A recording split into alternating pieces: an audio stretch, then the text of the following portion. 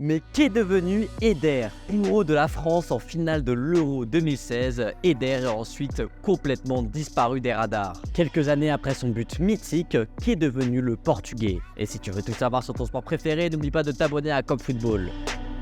Formé au Portugal, Eder fait ses débuts en pro en 2006 avec le FC Oliveira. Un bon joueur en Liga NOS pendant quelques années, mais sans plus. Mais à terme, ses performances lui permettent tout de même de jouer avec la sélection portugaise plusieurs fois en 2012. Et malgré des performances décevantes avec la Seleção, la pénurie d'attaquants lui permet tout de même d'être sélectionné à la Coupe du Monde 2014. Un rêve qui s'est transformé en cauchemar tant les entrées du Portugais ont été insipides. Raillé par ses propres supporters, Eder passe alors dans une phase de dépression. Suivi psychologiquement, il remonte la pente et réalise un exercice 2014-2015 avec le SC Braga qui lui permet d'accomplir l'un de ses nombreux rêves, la Première Ligue. Et c'est du côté de Swansea City qu'Eder s'envole, tout sourire. Mais la marche était trop haute pour l'attaquant. Indésirable au bout de 6 mois seulement, après 15 rencontres et 0 but marqué, il rejoint le LOSC lors du mercato hivernal. Un pari gagnant puisque sur la deuxième partie de saison, Eder joue 14 matchs pour 6 buts marqués et 4 passes décisives. Des performances qui lui permettent d'être sélectionné à nouveau avec le Portugal, notamment pour l'Euro 2016. Mais malheureusement, il est toujours la cible des supporters portugais. Lors d'un match amical face à la Belgique avant l'Euro, il est sifflé alors qu'il entre en jeu. Et lors de la compétition, Eder reste un choix de dernier recours pour l'entraîneur Fernando Santos. Sans son aide, le Portugal se hisse jusqu'en finale.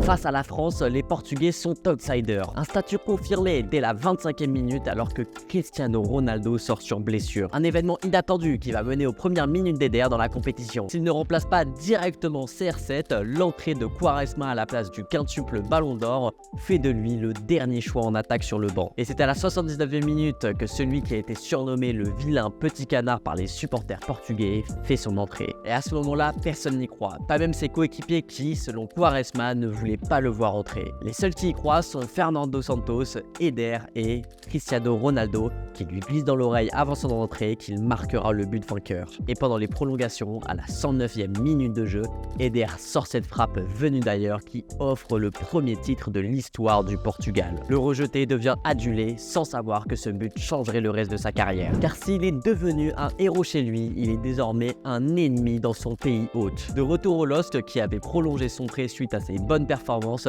Eder se voit insulté et sifflé sur les pelouses de Ligue 1. L'entrée de Eder, un petit peu bêtement sifflé.